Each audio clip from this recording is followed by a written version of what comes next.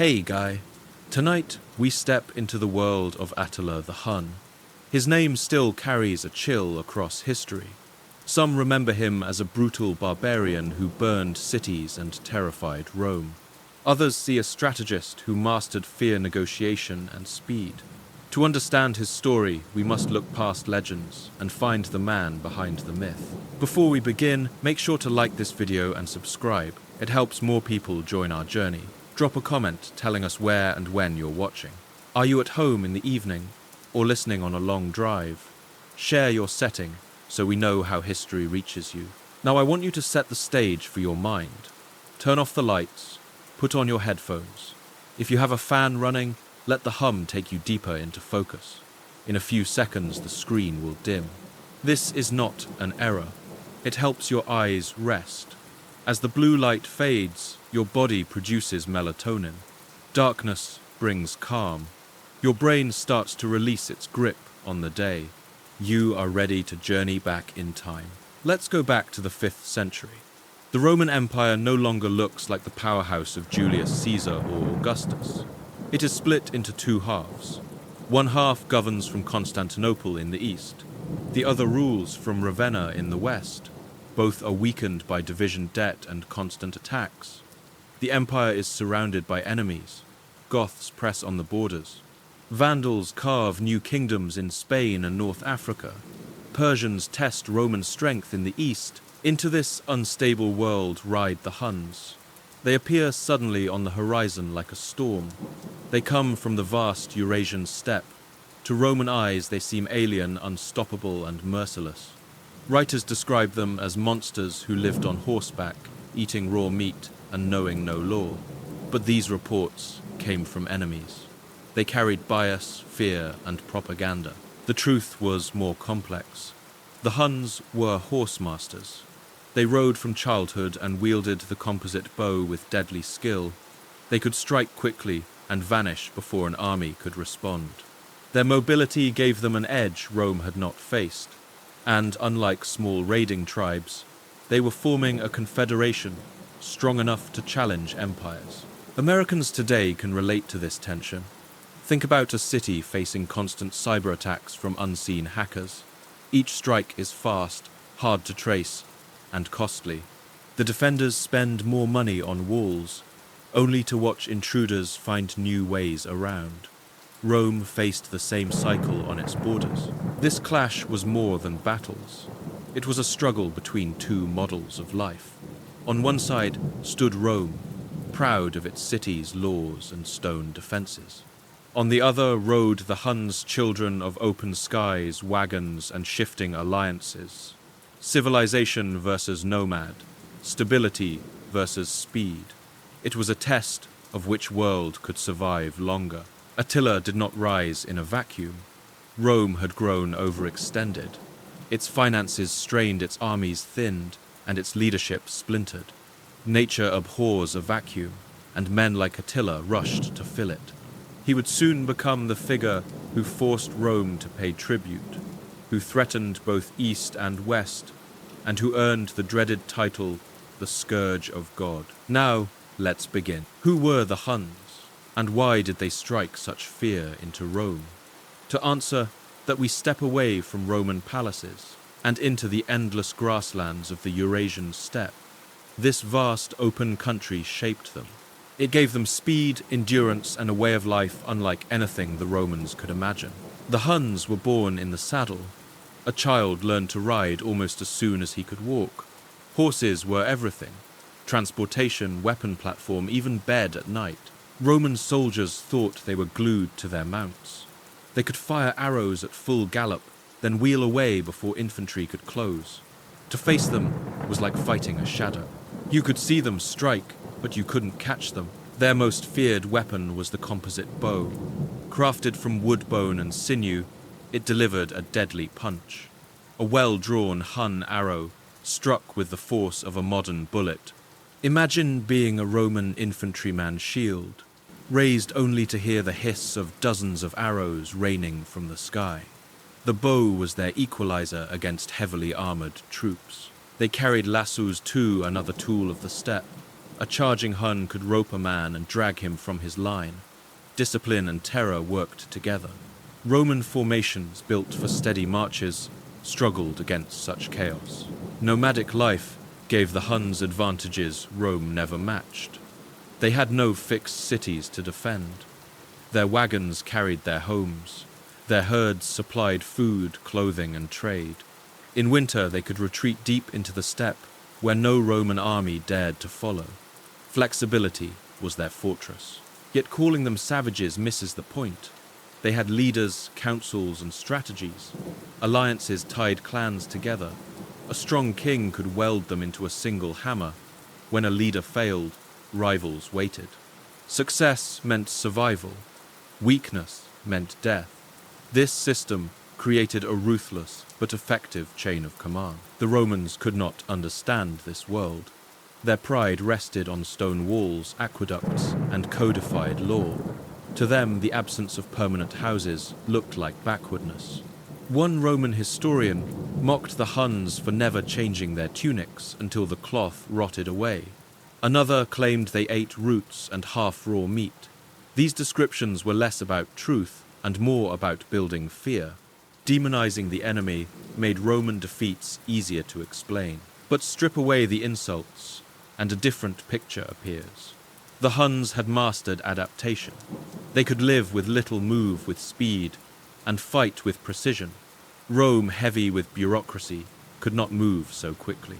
The stage was set for conflict not of equals, but of mismatched strengths. Think of the American frontier in the 19th century.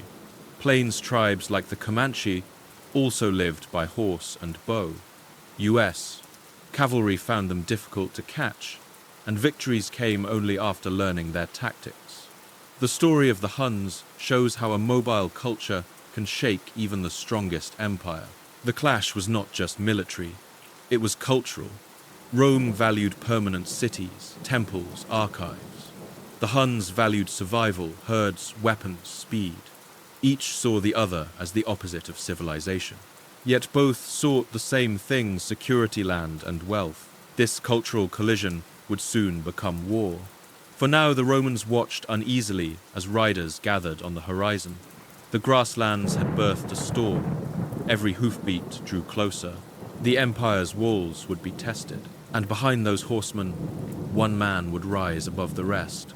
His name would be whispered in fear for centuries. His story was about to begin. The Roman Empire of Attila's time was not the Rome of Caesar Augustus or Marcus Aurelius.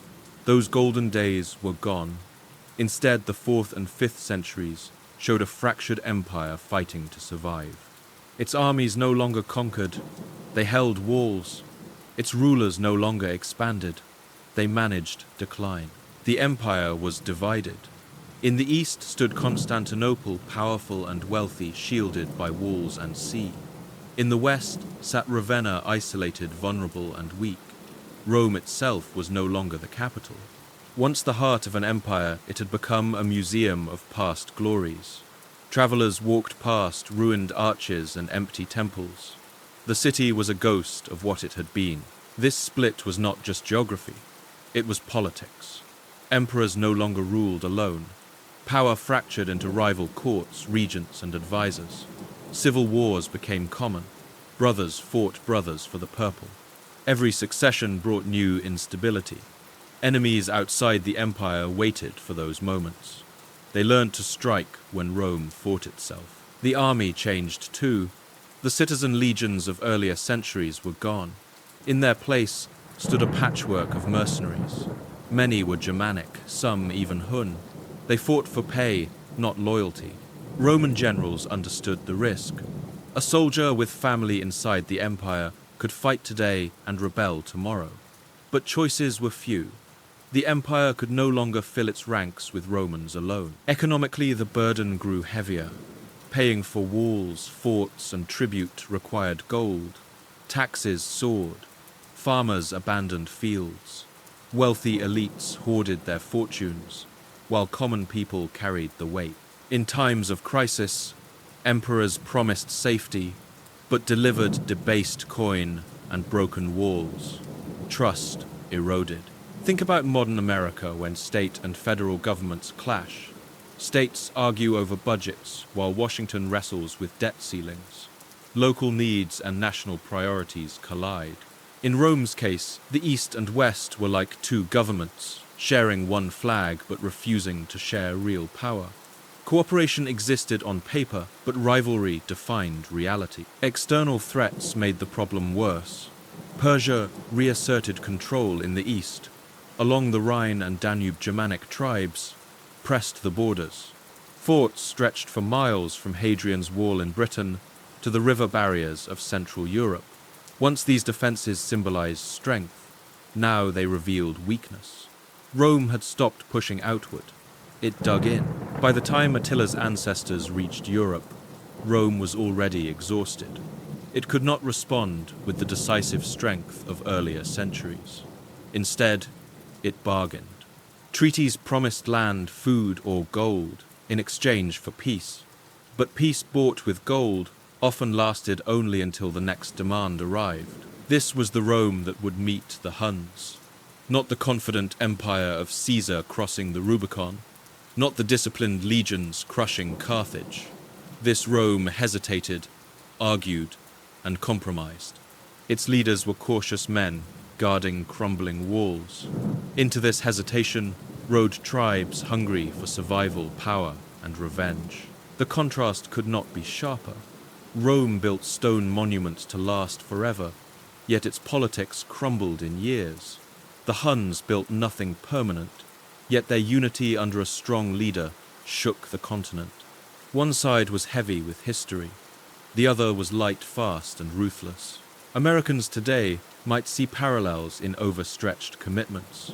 When resources go to overseas wars, roads and schools at home decline. Rome faced that same imbalance. Bread grew scarce while soldiers guarded distant rivers. People wondered if their rulers cared more about court intrigue than about real security. The empire's slow decline created the space for Attila's rise. Without Rome's weakness, he might have been just another nomad chief. Instead, he became the nightmare that exposed the cracks of a fading superpower. Next, we will see how early treaties and hostages set the stage for greater demands. Rome thought it was buying peace. In reality, it was funding its own destruction. Rome's first encounters with the Huns did not begin with massive battles. They began with negotiations, treaties, and uneasy agreements. Diplomacy seemed cheaper than war, yet those deals often carried hidden costs that Rome never fully understood. One of the earliest patterns was tribute. Rome agreed to pay gold in exchange for peace. At first, amounts were manageable, but once the precedent existed, demands grew. For the Huns, tribute was not charity. It was recognition of power. Each coin sent from Constantinople or Ravenna confirmed Roman weakness. Hostages also became part of these treaties.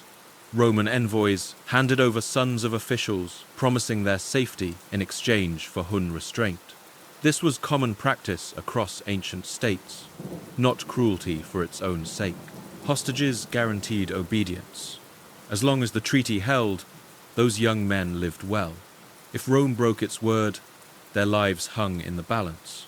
It was a brutal but effective insurance policy. To Roman minds, hostage-taking seemed barbaric. Yet the Romans themselves had used the same system for centuries. Carthage, Parthia, even smaller Germanic tribes had all exchanged hostages with Rome. In this case, Rome simply played by the Huns' rules. Gifts were another tool. Envoys carried bolts of silk ornate weapons and silver dishes. These gifts signaled respect and attempted to buy goodwill. But the line between gift and tribute blurred. If the Huns expected it every year, it was no longer generosity, it was obligation.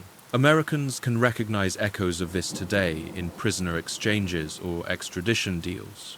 When two governments swap captured citizens, each side gains leverage. It is not friendship. It is bargaining with human lives as collateral. Rome and the Huns did the same, but on a larger and more violent scale. These early agreements bought time, but solved nothing.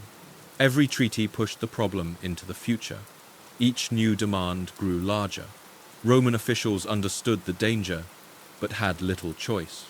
Their armies were overstretched, their treasuries were strained.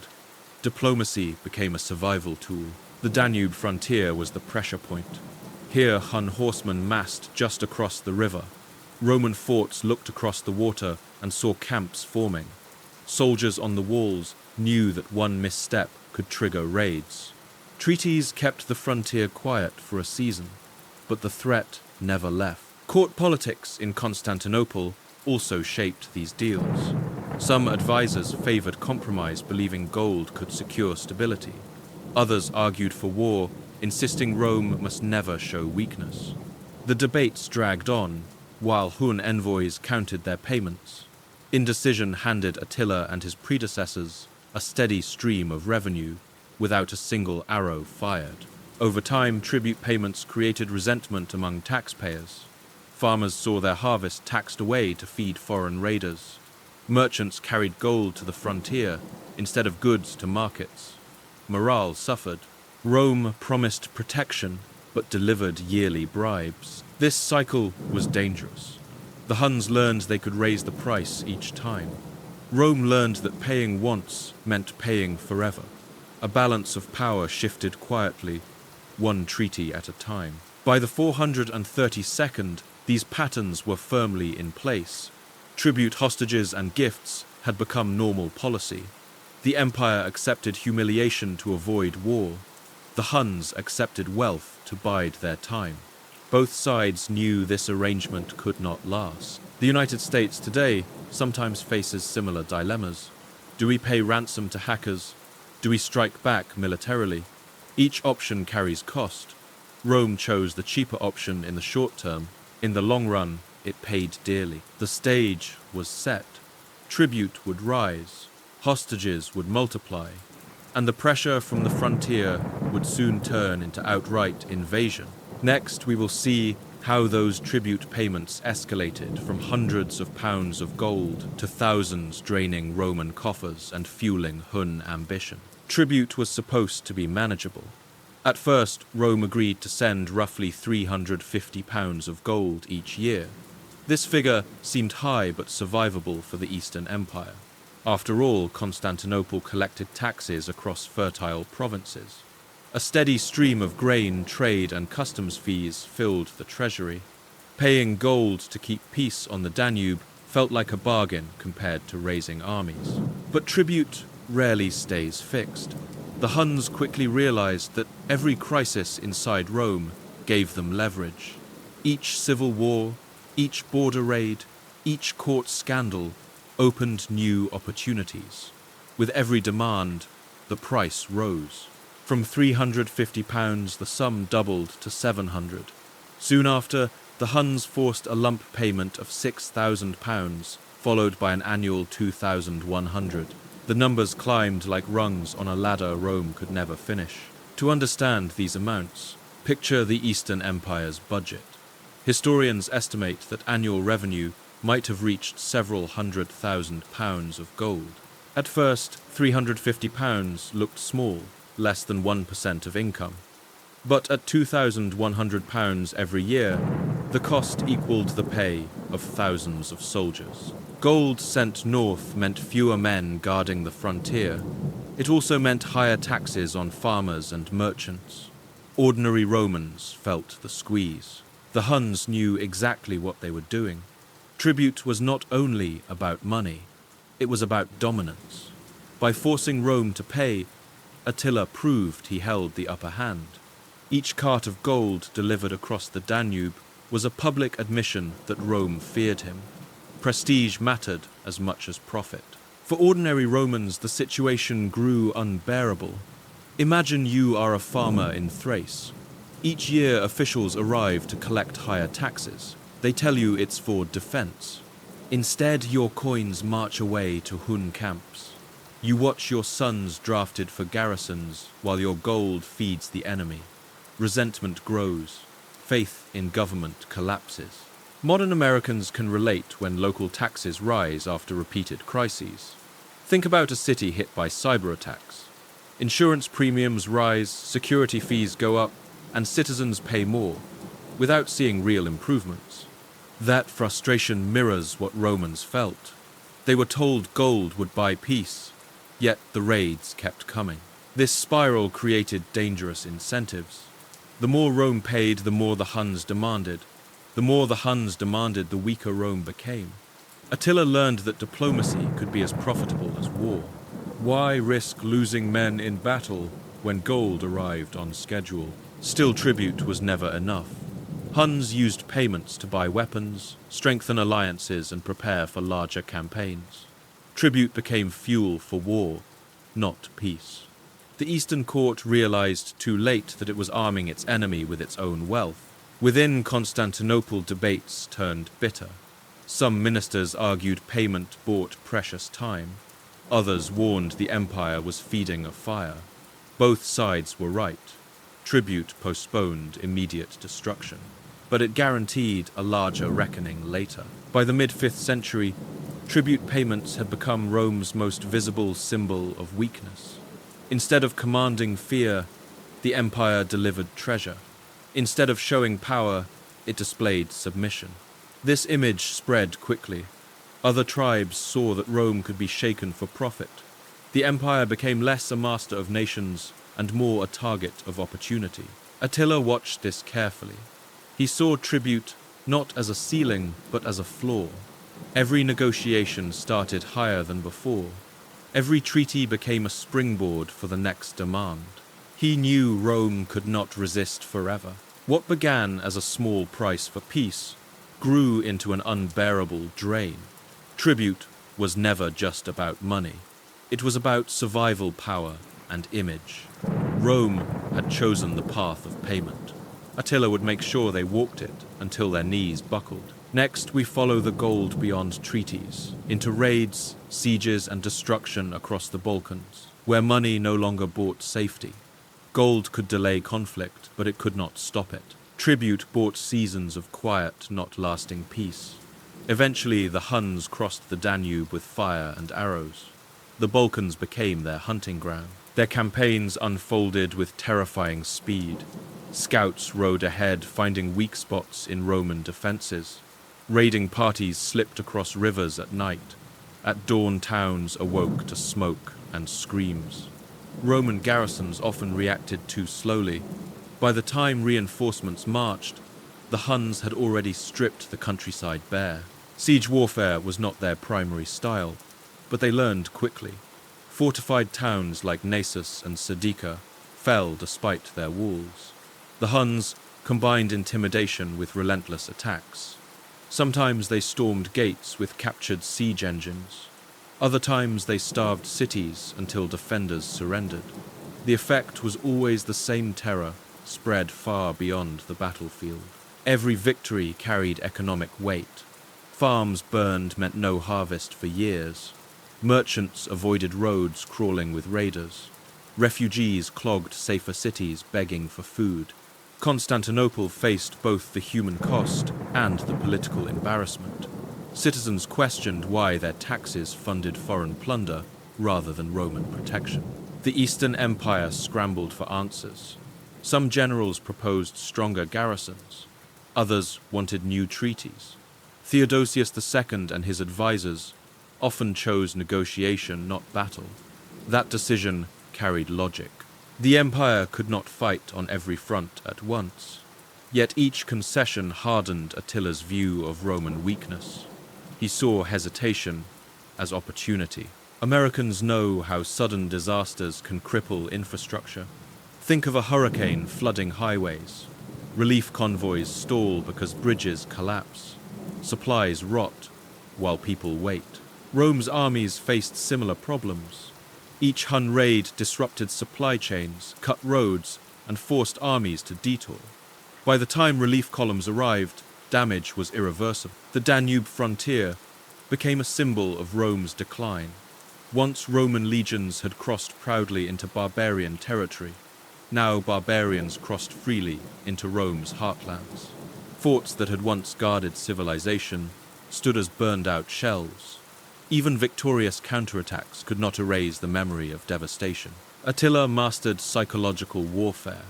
He understood that destruction of one city frightened 10 others into submission. Stories of massacres, whether true or exaggerated, raced ahead of his riders. Panic spread faster than cavalry.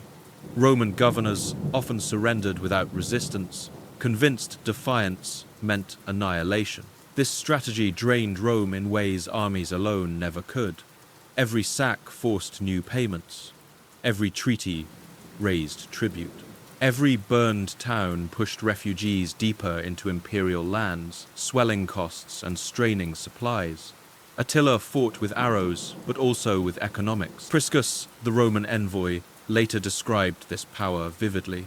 He saw that Attila relied on speed, shock, and negotiation more than drawn-out wars. Victory for the Huns was not endless fighting, it was forcing Rome to pay again and again.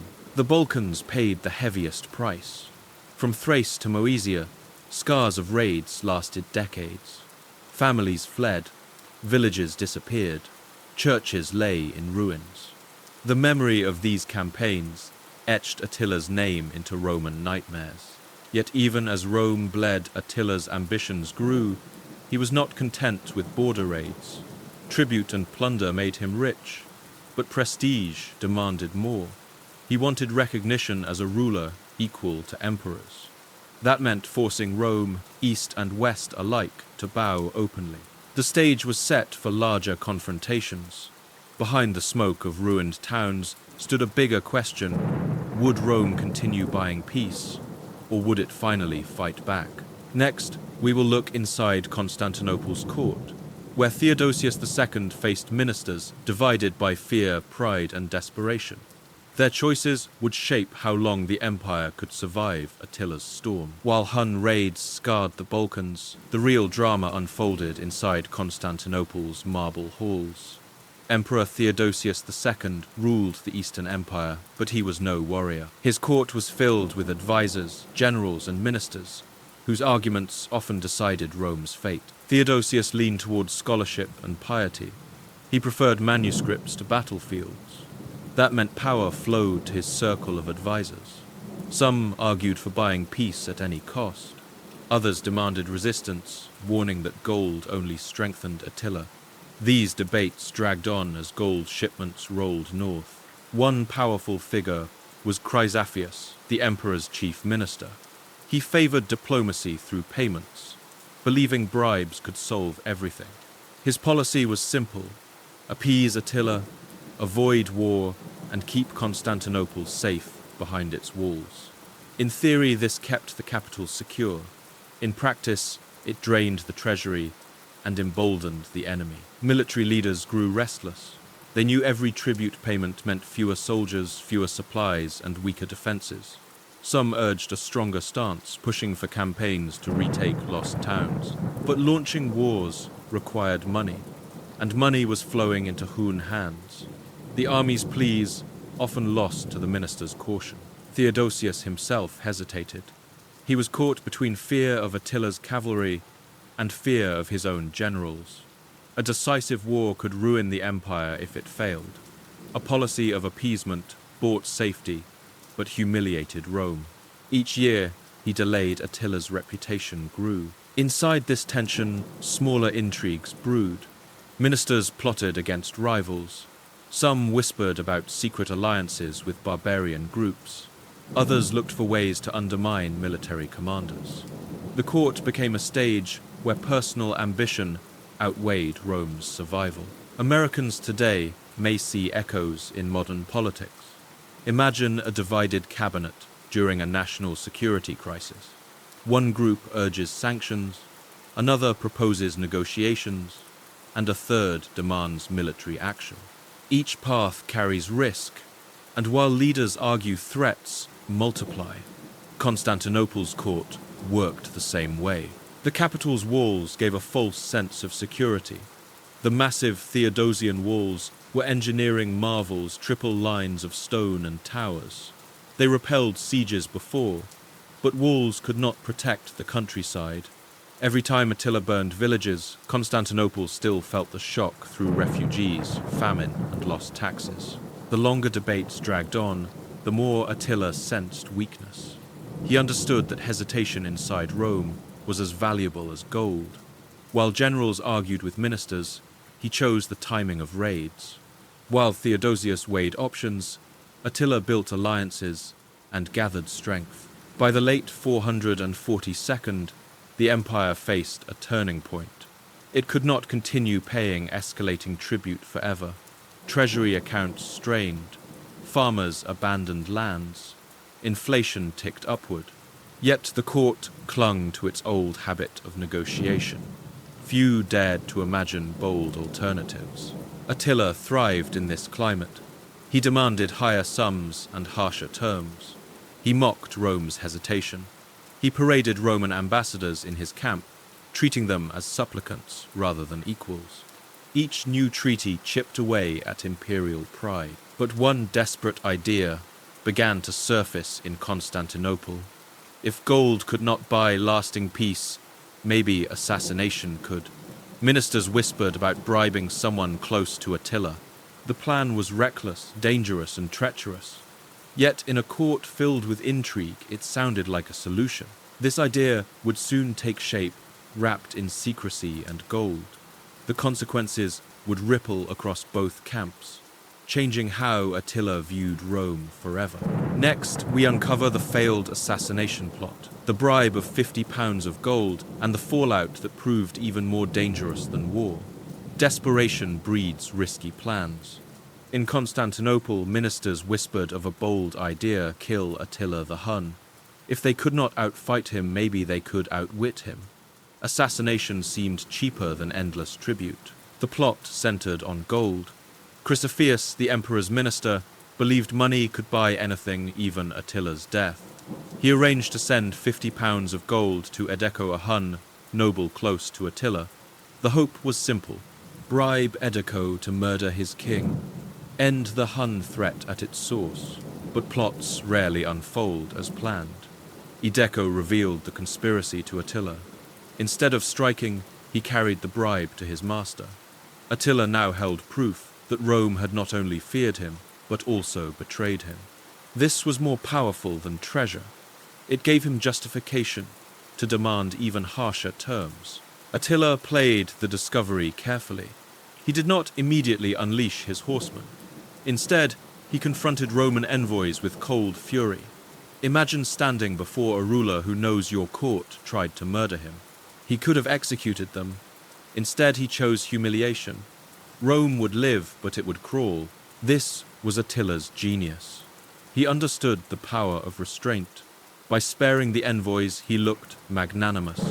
By exposing their treachery, he proved Rome untrustworthy. He now had moral leverage to increase tribute, demand new concessions, and paint himself as the wronged party. Theodosius II, when told of the failure, reportedly collapsed in despair. His minister's gamble had backfired. Instead of killing Attila, they had handed him another weapon. Tribute payments rose again. Rome's reputation sank deeper. For Attila, the plot became propaganda. He spread the story to allies and enemies alike. Rome was weak. Rome was treacherous. Rome could not be trusted. Fear of Hun retaliation multiplied. Other tribes began to wonder whether siding with Attila offered more security than trusting Constantinople. The entire episode reveals a timeless truth. Risky shortcuts often make problems worse. Americans today know examples well. Consider corporate scandals where bribes or cover-ups replace honest negotiation. The fallout usually damages credibility far more than the original problem. The Eastern Empire suffered that same fate. It tried to skip the hard work of building defense and instead gambled on a quick fix. The cost was humiliation. This failed assassination hardened Attila's image of Rome. He saw emperors not as worthy opponents, but as schemers hiding behind walls. He understood they would always choose gold over blood. That knowledge gave him confidence to push further. Attila's power was no longer just military, it was psychological.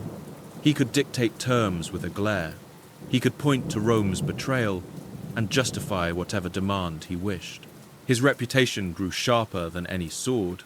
For the Eastern Empire, the assassination attempt was a lesson in failure. Theodosius would remain cautious, but the damage was done. Attila knew his enemies feared him. He also knew he could bleed them without battle. Tribute, humiliation, and intimidation became his preferred weapons. But events soon shifted westward. The Western Empire, weaker than its eastern sibling, entered the spotlight. Rome's ancient capital faced decay. Factions split its rulers. Italy trembled as Attila turned his gaze beyond the Balkans. Next, we travel to Attila's camp, where the Roman envoy Priscus witnessed his court firsthand. Through Priscus's eyes, we see not just a warlord, but a ruler who used silence, ceremony, and image as weapons. Our clearest window into Attila's world comes from a Roman named Priscus. He was sent as an envoy to the Hun court. His writings survive in fragments, but they give us something rare, an eyewitness account of Attila himself. Through his eyes, we see more than legends.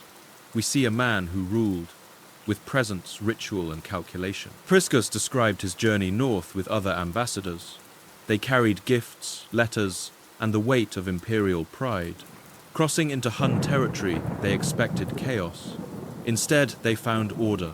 Camps stretched across plains with wagons neatly arranged. Herds grazed under guard. This was no band of roaming raiders. It was a structured confederation under firm control. The reception was deliberate theatre. Attila understood ceremony. He used it to send signals. When the Roman envoys entered his tent, they noticed something odd. His surroundings were modest compared to his generals. Golden cups and rich tapestries adorned others' tables. Attila drank from a simple wooden cup. He ate from plain dishes. This was not poverty. It was message. He showed restraint while his lieutenants displayed wealth. It made him appear stronger than all. Silence was another weapon. Attila often let others speak first. He listened, waited, and forced his guests into discomfort. The pause itself became pressure. Every word from Rome felt heavier, as if they begged for his approval. This control of tempo revealed his mastery of psychological warfare. Priscus also noted Attila's ability to command loyalty. His followers accepted his frugal lifestyle without complaint. They saw in it a symbol of discipline. Rome's emperors, wrapped in silk and jewels, looked decadent by comparison. Attila looked like a leader hardened by war, not softened by luxury. That contrast impressed allies and terrified enemies. Gift exchanges played their role too. Romans brought fine goods, hoping to buy favor. Attila accepted but never seemed impressed. To him, gifts were expected tribute, not tokens of respect. By controlling his reaction, he made Rome's treasures look small. The imbalance of dignity was obvious. Americans know these power plays from boardrooms. Imagine a negotiation where one side flaunts wealth while the other projects calm control. The side that seems less needy often wins. Attila instinctively understood this. By downplaying his own riches, he magnified Rome's desperation. Priscus's account also reveals Attila's human side. He saw the ruler laugh, consult advisors, and host banquets. Yet, even in casual settings, Attila never dropped his aura of control. He remained the center of gravity. Every conversation turned on his mood. Every decision flowed through him. For Rome, this was sobering. They had painted Attila as a mindless barbarian. Meeting him showed something different, a disciplined leader who shaped image with care. That discovery was almost more frightening than the raids. A mind behind the terror meant the terror would last. Priscus returned with more than stories. He returned with proof that Rome faced not chaos but order. Attila's court, simple yet commanding, could rival imperial palaces in influence. This changed how Rome saw the Huns. They were no longer shadows on horseback. They were a state in the making, ruled by a man who understood both fear and respect. That understanding would soon matter in the West. For while Constantinople struggled with tribute and failed plots, the Western Empire teetered on collapse. Civil wars, weak emperors, and greedy elites made it ripe for invasion. Attila saw the cracks. He would not ignore them. Next, we shift focus to the West Valentinian III, Galla Placidia, and a court more divided than ever. Their weakness would invite Attila into Gaul and Italy, turning his shadow into Rome's nightmare. While the East struggled with tribute, the West faced collapse. The Western Roman Empire was weaker, poorer, and more divided than its twin. Its capital had shifted from Rome to Ravenna, a marshy fortress city chosen for defense rather than grandeur. Even this move symbolized decline. The heart of empire no longer beat in Rome itself. Valentinian III wore the purple, but he was emperor in name only. He came to power as a child, ruled first by his mother Galla Placidia, later by generals and advisors. Court intrigue defined his reign. Factions clashed over influence. Each decision became a contest of personalities rather than policy. Galla Placidia, his mother, remained a strong figure in his early years. She navigated alliances with generals and bishops, often acting as the true power behind the throne. Yet her influence could not mask the empire's deeper weaknesses. Provinces slipped away, armies dwindled, taxes shrank. The West had lost Africa to the Vandals, one of its richest provinces. Grain and revenue once shipped from Carthage now fed enemies. Without African wealth, the Western treasury struggled. Paying soldiers became harder. Maintaining fortresses became nearly impossible. Politics made matters worse. Senators hoarded wealth, refusing to fund armies. Rival generals turned legions into personal tools. Instead of uniting against outside threats, leaders fought each other. Every civil war drained resources and left borders exposed. Valentinian himself lacked authority. He was seen as indecisive, distracted, and more focused on court pleasures than imperial duties. His reign embodied the West's decay, glitter on the surface, rot underneath. To Attila, this was opportunity. Religious politics added another layer. The church held growing power, and bishops often acted as mediators between warring factions. Popes in Rome carried moral authority that sometimes outweighed imperial commands. While useful, this also fragmented decision-making. Rome could not act with unity when spiritual and political leaders pulled in different directions. Imagine an American city with a weak mayor. Real decisions fall to rival council members, donors, and outside groups. Budgets stall, services collapse, and ordinary citizens suffer while elites argue. That was the Western Empire under Valentinian. The government still existed, but no one truly led. Rome's enemies noticed.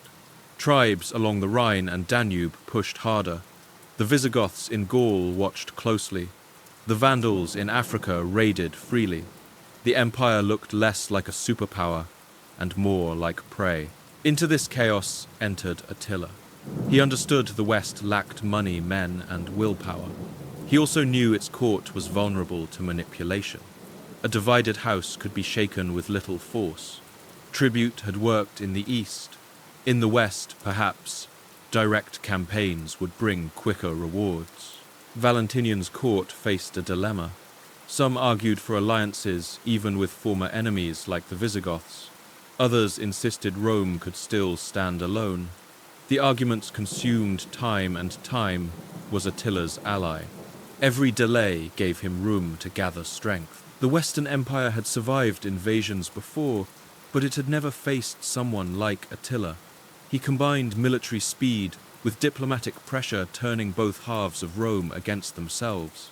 In Constantinople, gold kept him rich. In Ravenna, division made him bold. Soon he would march west. Gaul would feel the thunder of hooves. For the Western court, decisions delayed would become disasters delivered. Next, we follow Attila into Gaul, where coalition armies, supply limits, and battlefield choices shaped one of history's decisive clashes. When Attila turned toward Gaul, the West braced for impact. His armies crossed the Rhine, driving deep into Roman territory. Towns fell quickly. His speed was unmatched, his cavalry moving faster than Roman legions could respond. Fear spread faster than the riders themselves. Yet Gaul was not undefended. Rome still had allies. Among them were the Visigoths, settled within the empire after earlier wars. They remembered both Roman betrayals and Hun raids. Facing Attila, they saw survival in unity. Rome and Visigoths, once enemies, now fought side by side. Coalition warfare is never easy. Roman commanders struggled to coordinate with Visigoth kings. Language barriers, pride, and past grudges complicated every decision. Still, necessity forged cooperation. When disaster loomed, even rivals found common ground. The two sides clashed at the Catalonian plains in 451. Accounts differ on details, but the scale was immense. Tens of thousands fought. For once, Attila did not achieve easy victory. The battle was brutal, chaotic, and indecisive. Some sources say the Visigoth king Theodoric fell in combat. Others claim his men carried the day. What mattered most was this: Attila withdrew. Withdrawal did not mean defeat, but it broke the aura of invincibility. For years, his enemies believed he could not be stopped.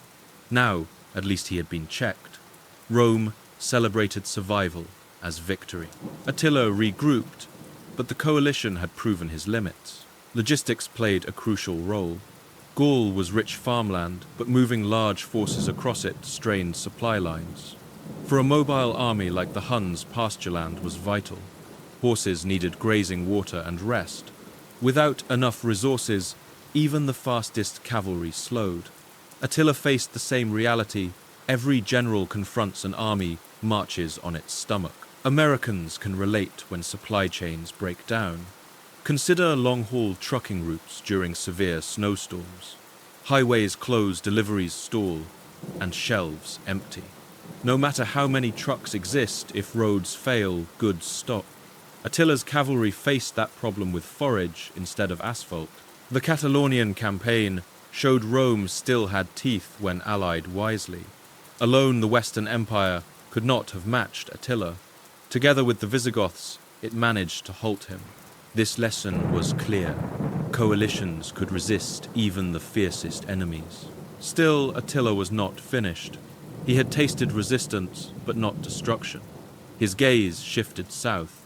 Italy, rich with history and symbolic value, became his next target. If Gaul could not be conquered outright, perhaps Rome's heartland could be terrorized into submission. For Rome, the Gaul campaign carried mixed feelings.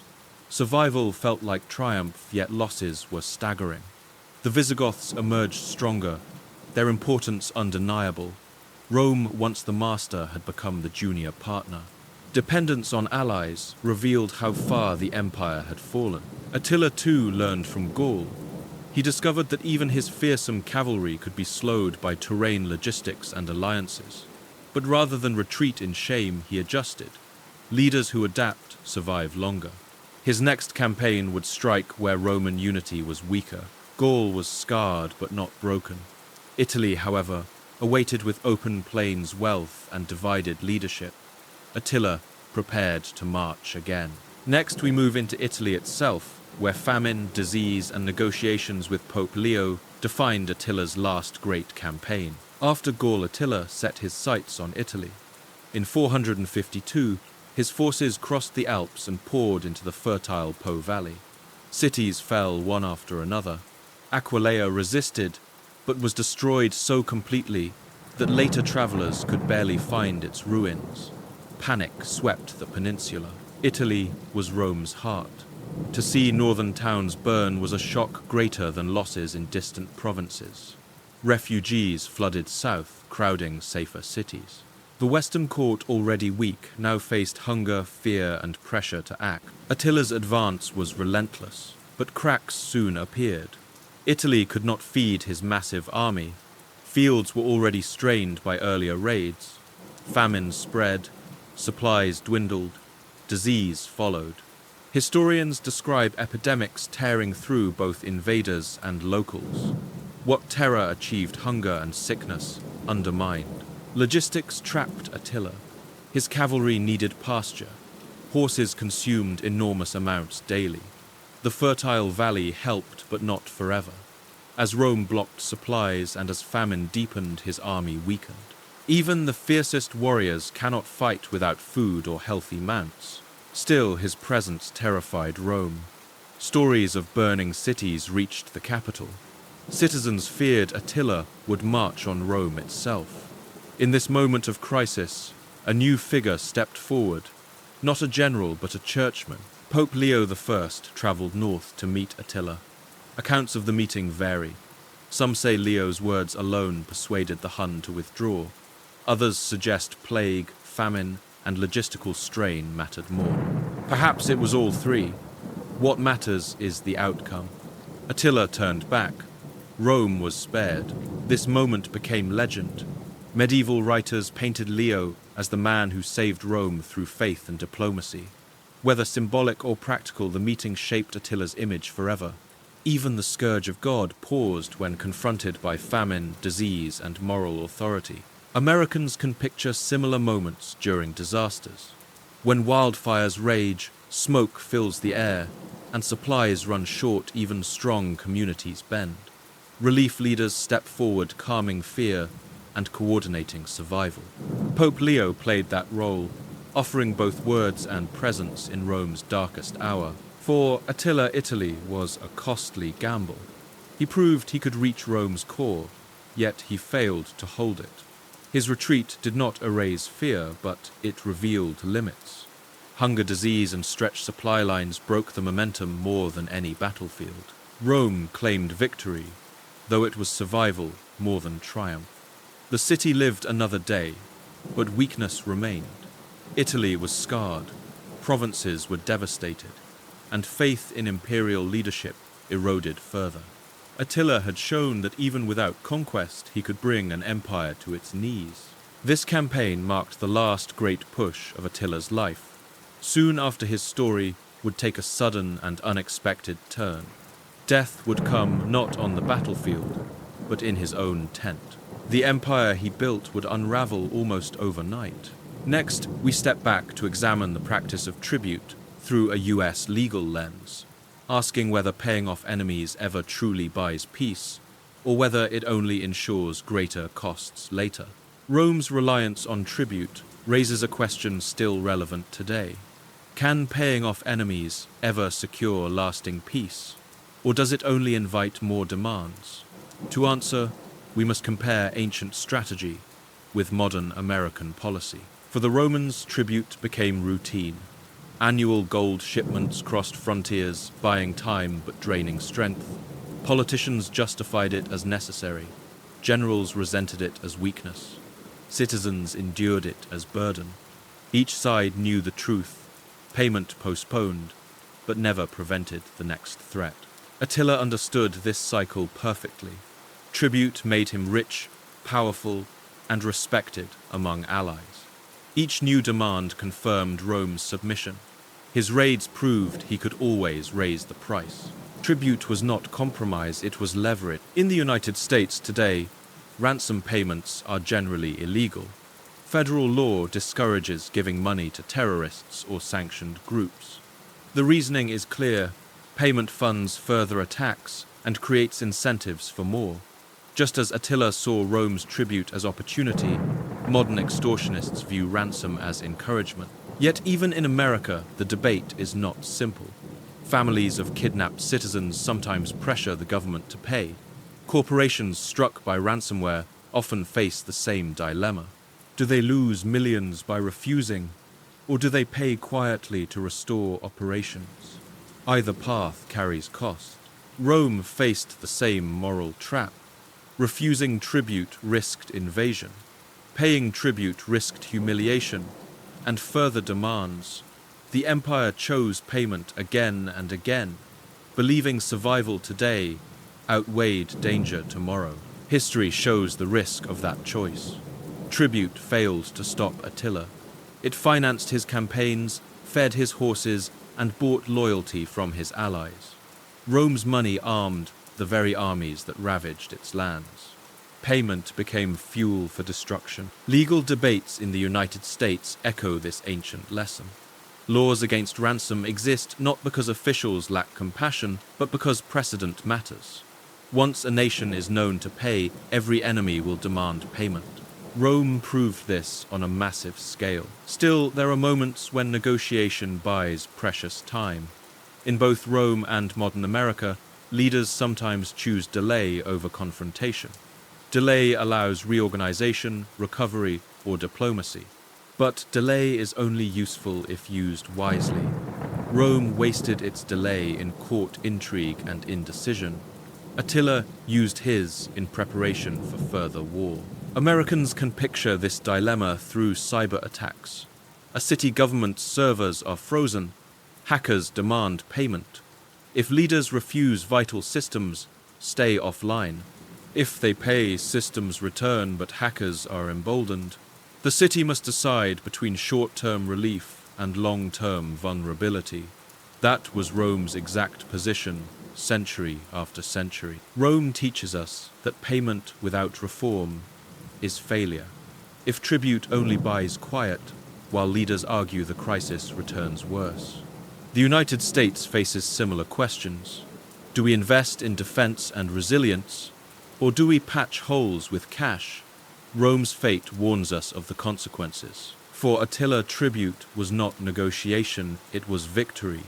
For Rome, tribute was not strategy, it was surrender. In that imbalance lay the empire's decline. Next, we examine how Rome's leaders justified these decisions legally and politically, comparing their debates with modern American discussions of war powers and executive authority. Rome's survival under Attila depended not only on soldiers and gold, but also on law. Who decided when to fight? Who chose when to pay? In an empire split between East and West, those decisions often rested in uncertain hands. In theory, emperors held absolute authority. They could declare war, negotiate treaties, and command armies. In practice, power fractured. Regents, generals, and ministers often steered decisions. An emperor like Theodosius II, more scholar than warrior, relied heavily on advisors. In the West, young Valentinian III leaned on his mother and generals. Legal authority existed, but real control shifted constantly. This blurred chain of command weakened Rome. Critical choices often stalled as factions argued. One group urged tribute, another demanded war. While leaders debated, Attila advanced. The law provided cover for indecision. By spreading responsibility across court officials, emperors avoided blame. Rome paid the price in burned cities. Contrast this with the United States. The Constitution divides war powers between Congress and the President. Congress declares war funds armies and oversees commitments. The President, as Commander-in-Chief, directs operations. The system was designed to prevent rash decisions and protect democracy. Yet tension remains. The War Powers Resolution of 1973 illustrates the struggle. Passed after Vietnam, it aimed to limit presidential authority. It requires the president to notify Congress within 48 hours of deploying forces. Military action without congressional approval must end after 60 days unless extended. Presidents from both parties have challenged the law, claiming it restricts their constitutional authority. Rome lacked such formal checks. Power shifted through intrigue, not statute. Generals sometimes acted without imperial approval, seizing initiative against invaders. Ministers sometimes cut secret deals, later presented as fate's accomplice. The result was confusion. Who truly controlled Rome's war policy? Often, no one clearly did. Attila exploited this ambiguity. He knew Rome's leaders argued while he prepared. He understood that tribute could be secured from one faction even if others opposed it. By pressing quickly, he forced Rome to decide under pressure. Fragmented authority meant weaker resistance. Americans can imagine a similar scenario. Picture a divided White House and Congress during a sudden crisis. One side pushes for airstrikes, another for negotiation. Weeks pass in argument while the enemy grows stronger. That paralysis mirrors Rome's failure. Legal frameworks matter because they shape speed and clarity. Rome's failure to establish clear lines of authority undermined its response. The US, with defined constitutional roles, avoids some of those traps, though debates continue.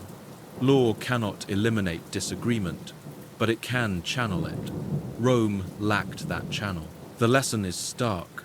Without clear authority, even vast resources fail. Rome had armies, walls, and gold, yet indecision wasted them. Attila faced an empire unable to act swiftly. He filled the vacuum with his will. Rome's blurred laws highlight the importance of governance. Strength does not come from armies alone. It comes from leaders empowered to decide, accountable for results, and bound by rules. Attila exposed how badly Rome had drifted from that model. Next, we explore the actual costs of tribute and war, converting gold into soldiers, fortresses, and survival, to show how Rome's finances shaped its fate. Gold was the empire's lifeblood, and Attila drained it with every demand.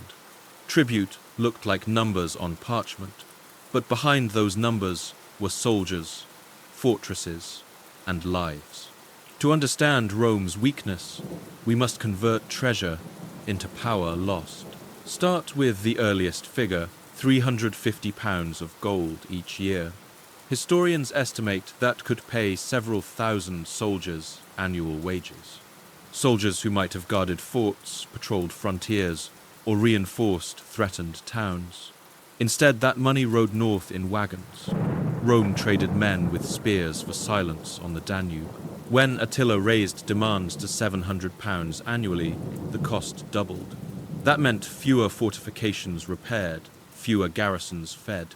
Every extra pound of gold was a cut elsewhere. Infrastructure, defense, even relief for famine victims, all shrank to feed Hun coffers.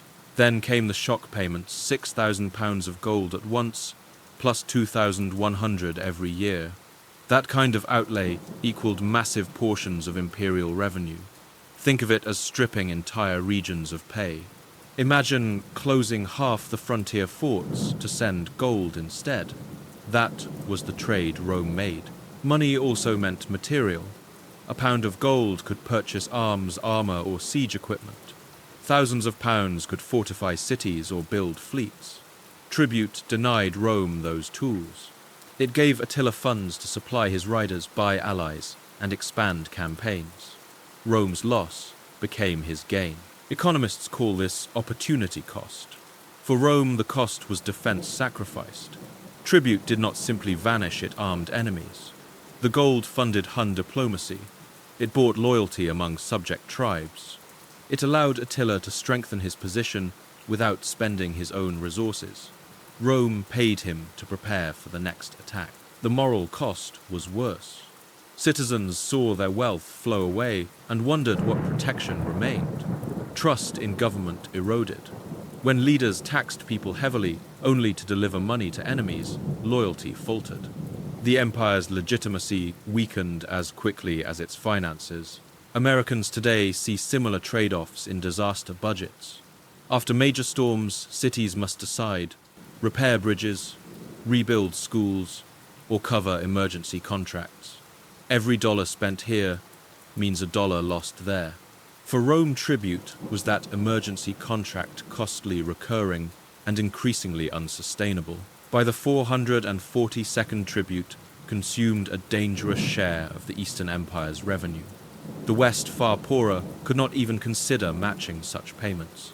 For Ravenna, tribute was ruinous from the start. The difference in wealth explains why Attila struck both halves differently: gold from the east, plunder from the west. Rome's books reveal the truth: war is expensive, but so is peace bought with gold. Attila understood both sides of the equation. He knew Rome would pay to avoid battle. He knew each coin bought not safety, but further leverage. The empire's struggle was not simply military. It was financial management under duress. Tribute turned budgets into battlegrounds. In that war, Attila won again and again. Next, we step beyond Rome to compare its frontier struggles with other great powers, beginning with China's long battles against nomadic raiders across its northern steppes. Rome was not the first empire tested by nomads, and it was not the last. Across the world, another great power faced its own horsemen, China. For centuries, Chinese dynasties struggled against steppe raiders sweeping down from the north. The story mirrors Rome's challenges almost perfectly. The Han dynasty fought the Xiongnu, a confederation of horse tribes who lived on mobility and raids. Like the Huns, they struck fast, demanded tribute, and forced emperors into uneasy deals. Chinese rulers built walls, offered marriages, and shipped grain north, hoping to buy peace. Yet the raids continued just as Attila's riders kept pressing Rome. The Great Wall itself stands as proof of this struggle. Built, rebuilt, and extended across dynasties, it was not a single barrier, but a system of defenses. Its purpose was the same as Rome's Danube forts, to slow raids, to funnel invasions, and to reassure citizens. Yet, like Rome's walls, it never guaranteed safety. A determined horseman could always find a gap. Tribute again played its role. Chinese courts sometimes sent silk grain, and even royal brides to the steppe. These payments were justified as diplomacy, but critics called them humiliation. Just as Roman senators fumed about gold to Attila, Chinese scholars condemned handing resources to nomads. Payment seemed cheaper than war, but it rarely solved the problem. Nomads exploited geography. Open grasslands gave them mobility, just as the Eurasian steppe gave Attila endless room to maneuver. Armies based in cities could not match the speed of horse cultures. By the time imperial soldiers assembled, raiders had already struck and vanished. The frustration was identical whether you lived in Gaul or northern China. Americans today can understand this through border management challenges. Think about the vast US-Mexico border. Walls, patrols, and sensors help, but complete control remains impossible. Determined groups adapt. Rome's forts and China's walls faced the same reality. Borders are lines on maps. Human determination often ignores them. The comparison reveals another truth. Powerful states often face weakness at the edges. Core cities may shine with wealth and culture, but distant frontiers always demand more resources. Rome bled gold into the Danube. China poured labor into walls stretching hundreds of miles. Both invested heavily, yet neither erased the threat. The lesson is not that borders fail, but that they require constant adaptation. When Rome stopped innovating, Attila gained the edge. When Chinese dynasties lapsed into complacency, nomads surged south. Empires that rest on past glory invite disaster. Attila's story fits into this wider pattern of history. He was not unique in strategy, though he was extraordinary in execution. Like other nomadic leaders, he exploited geography, mobility, and political division.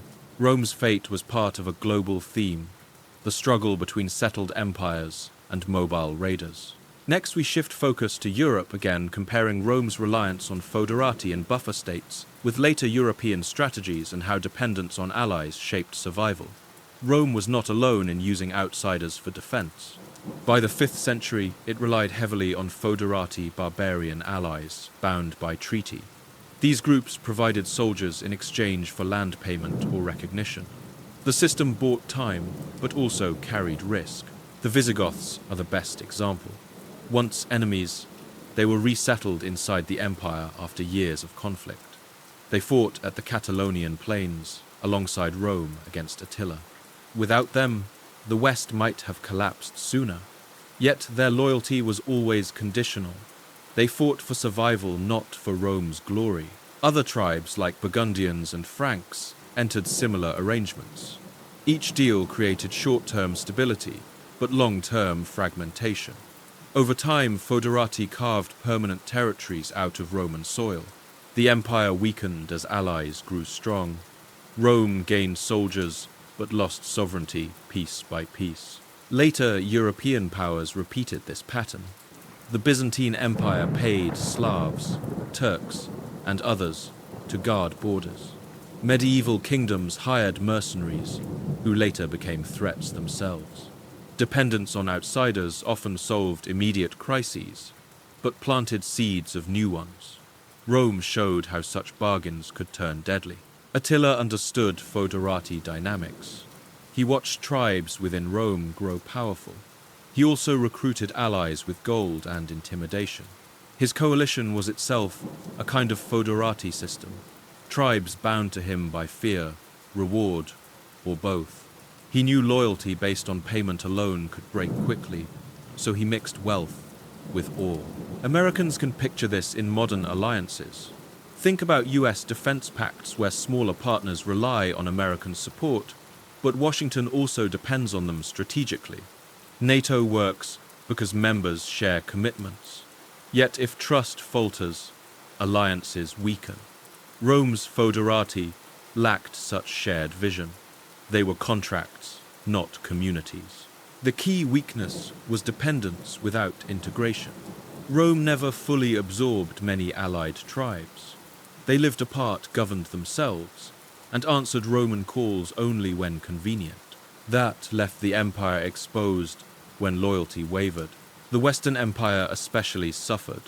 Short on native soldiers, it leaned heavily on these agreements. Each treaty seemed necessary, but each eroded independence. By Attila's time, Rome's armies were as much barbarian as Roman. Commanders had to balance not only strategy, but also fragile alliances. Attila's campaigns exposed this weakness. He knew if he pushed hard, Rome's allies might break away. His threat tested cohesion. At times, like in Gaul, alliances held. At others, they crumbled. Either way, Rome showed dependence, and dependence is vulnerability. This lesson echoed through later centuries. Strong states cannot survive by outsourcing defense indefinitely. Allies may help, but they cannot replace unity and strength from within. Rome's survival depended on outsiders it could barely control. The price was eventual disintegration. Next, we expand the comparison to Asia, again focusing on how nomadic logistics, horses, rivers, and pastures shaped both Hun power and Rome's inability to counter it effectively. Armies win battles through courage, but they survive campaigns through logistics. Attila's strength came not only from cavalry skill, but from the system that supported it. Horses were the heart of Hun power, and keeping them alive required planning equal to any battlefield tactic. Each warrior often brought multiple mounts. While one horse carried him into combat, others waited for fresh use. This remount system allowed incredible endurance. A Hun army could ride for days, changing horses and maintaining speed. Roman infantry bound by marching pace could never match such mobility. Even Roman cavalry struggled. Their horses lacked the same conditioning and supply depth, yet horses consumed enormous resources. Each animal required grazing water and rest.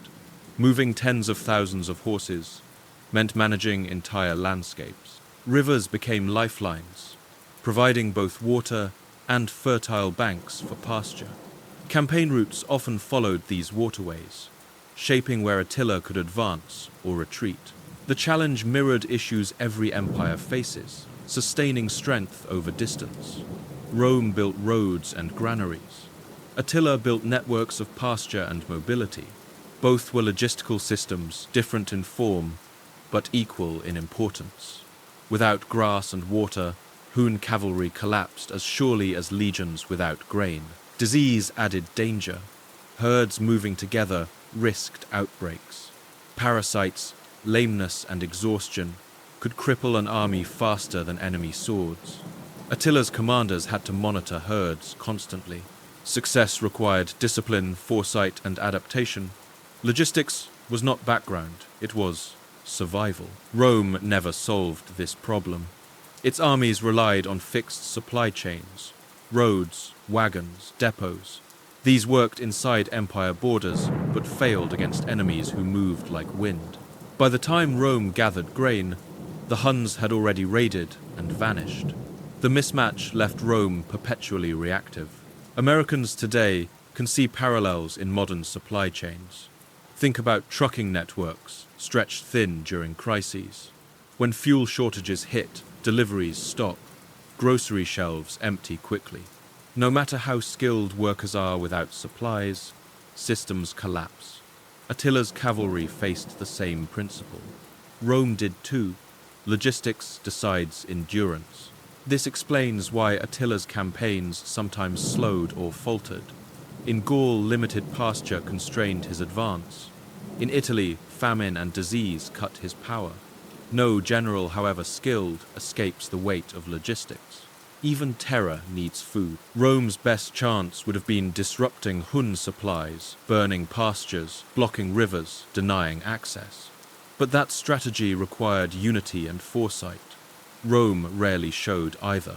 Divided leadership left the empire reacting rather than anticipating.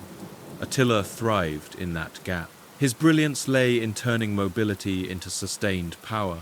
By managing herds, rivers, and remounts, he transformed nomad tactics into continental campaigns. Rome underestimated that system-thinking horsemen could not match stone walls and cities. Yet walls meant little when riders could starve entire provinces without storming a gate. Attila proved that logistics, not just swords, determines empires.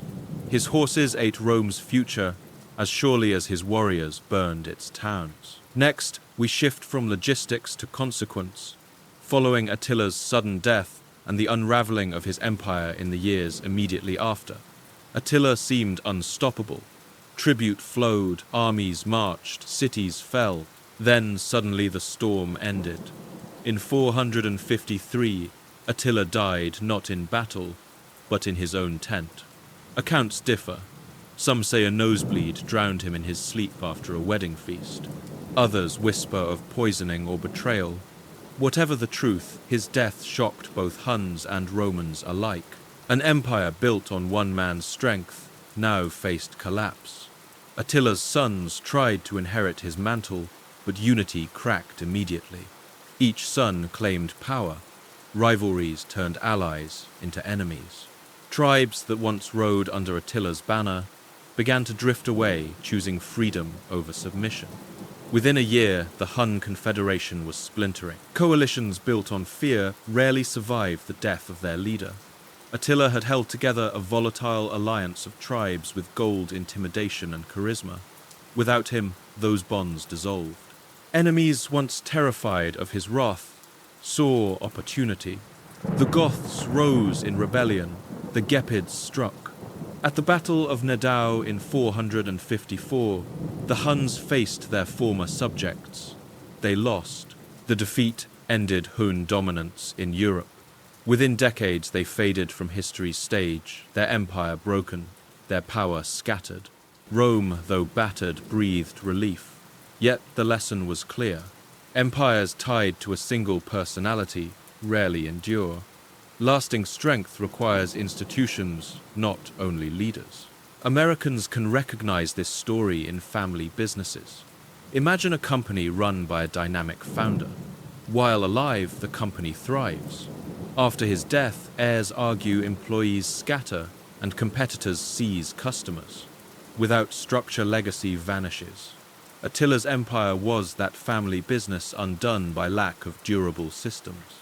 For Rome, Attila's death removed its greatest threat. Tribute slowed, invasions paused, and the shadow lifted. Yet relief was temporary. The Western Empire still staggered under debt division and weak leadership. The East, though richer, carried scars of humiliation. Rome survived Attila, but could not escape its decline. The Huns left behind more than destruction. They left a warning about the fragility of power. Charisma can rally armies, but institutions carry nations beyond lifetimes. Attila could not pass on what he embodied. His empire dissolved with his final breath. This sudden collapse also reshaped Europe's map. The Visigoths, Vandals, and Franks all expanded in the vacuum left by Hun retreat. New kingdoms formed. Rome, once supreme, now shared the continent with rising powers. Attila's absence accelerated the transformation of Europe from empire to patchwork. To Romans, his death seemed like divine justice. Chroniclers called it punishment from God. For them, the scourge of God ended as suddenly as he appeared. Yet the truth was less dramatic. Biology and human ambition cut deeper than swords. Attila's story shows that even the most feared enemies can vanish overnight. What seems permanent may be fragile. Rome's leaders misread this lesson. They saw Attila's death as salvation, not as a warning.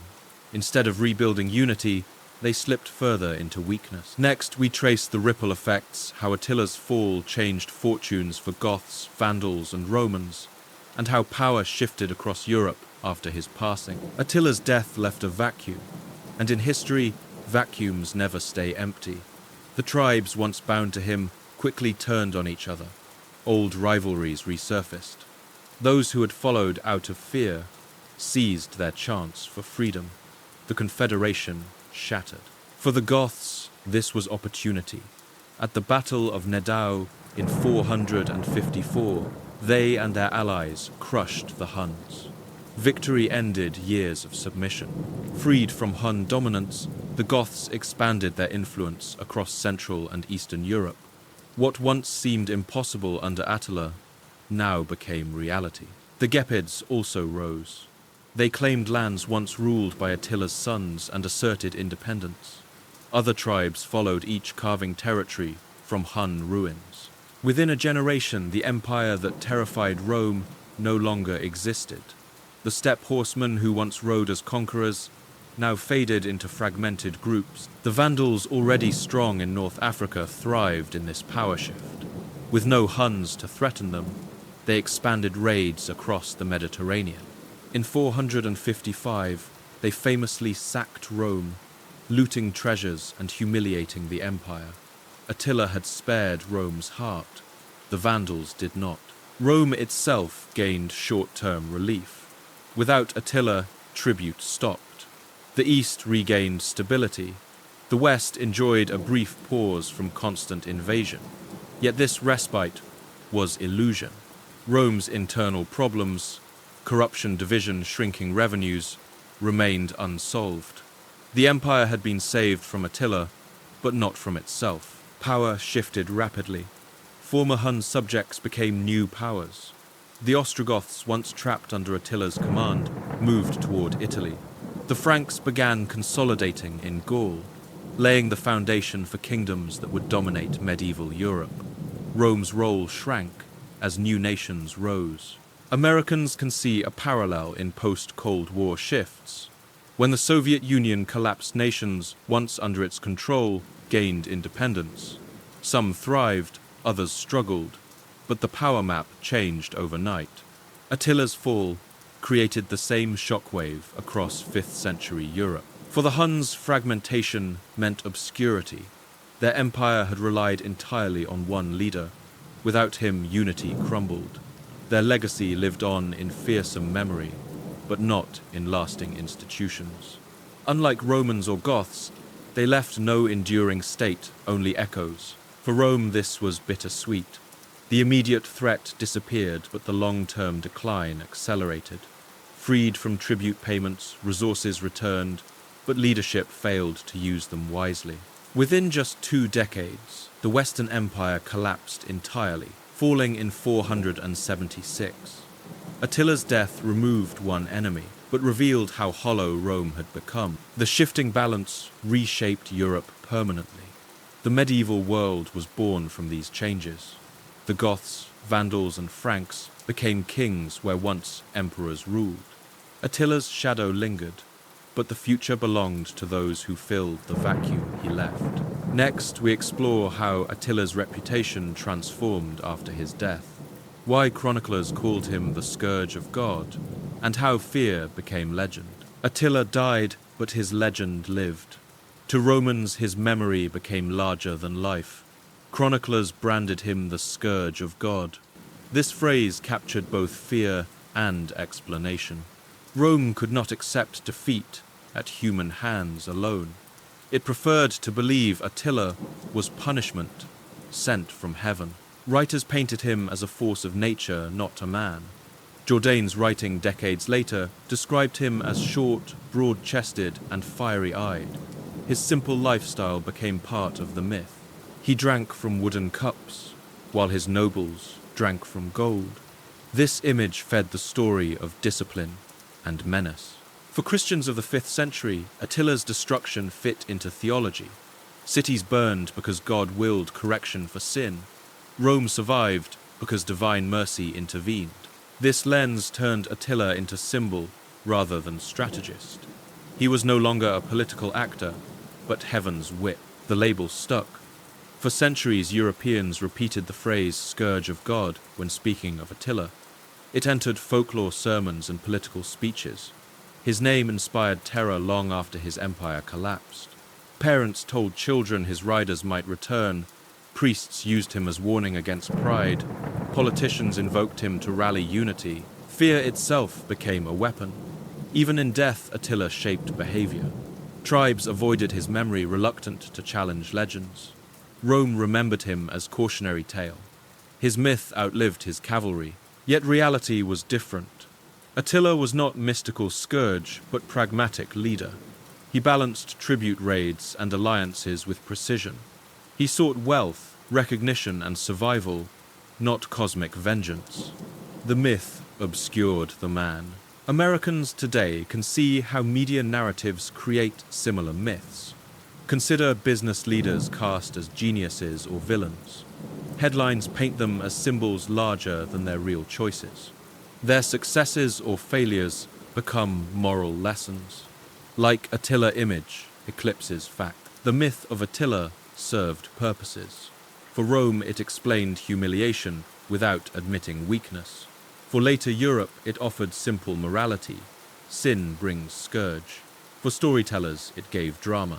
Reality, logistics, treaties, politics seemed less compelling. Legend triumphed over fact, but legend holds power. It shapes memory, guides decisions, and influences culture. Attila's reputation reminded rulers to fear nomads, to strengthen borders, to respect alliances. His image warned against complacency. Even distorted memory carried lessons. The scourge of God shows how narratives define history. Attila's real genius lay in politics, not supernatural wrath. Yet his legend shaped Europe more than his armies.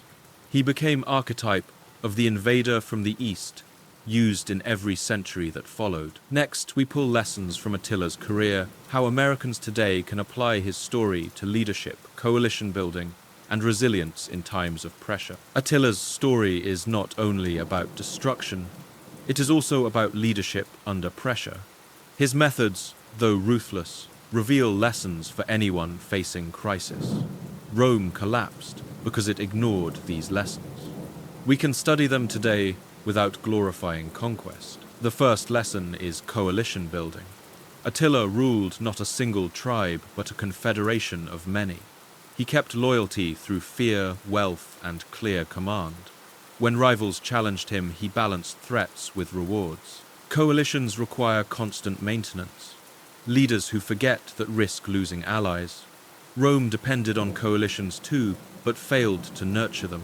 Its foederati allies often felt neglected or exploited. Attila managed loyalty better than emperors. Second, Attila mastered signaling. His wooden cup at banquets signaled strength through restraint. His silence in meetings forced others to fill space. His demands for tribute framed him as dominant. Leaders today also use signals, clothing tone and timing shape perceptions as much as words. Attila's signals worked because they matched his reputation: disciplined, fearsome, deliberate. Third, he respected logistics. Horses needed grass. Armies needed supplies. Attila adjusted campaigns when resources fell short.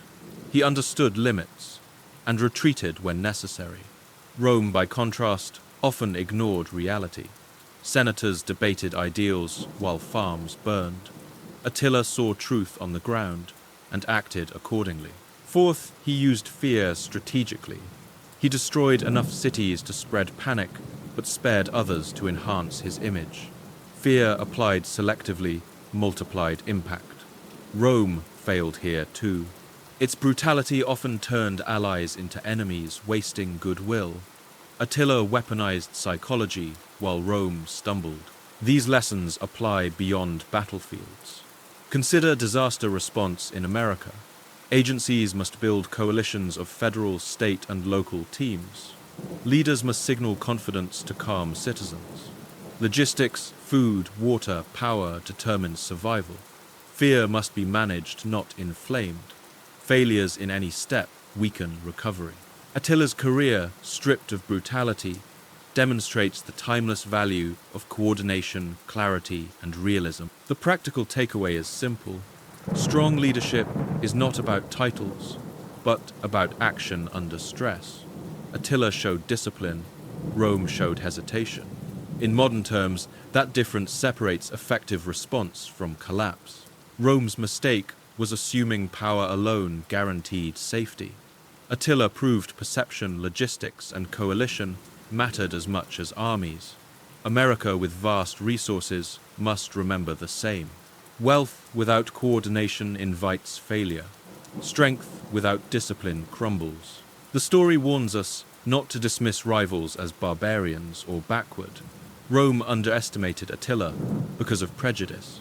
By the time it recognized his skill, the damage was done. Modern leaders risk repeating that error if they ignore unconventional threats. Attila's reign ended quickly, but his lessons endure. They remind us that leadership requires discipline, adaptability, and respect for reality. Myths may call him scourge, but history shows him strategist. Next, we test counter-arguments, whether tribute ever truly worked, or whether paying enemies only guaranteed Rome's humiliation and eventual collapse. Some argue tribute bought peace. Without it, Rome might have collapsed sooner.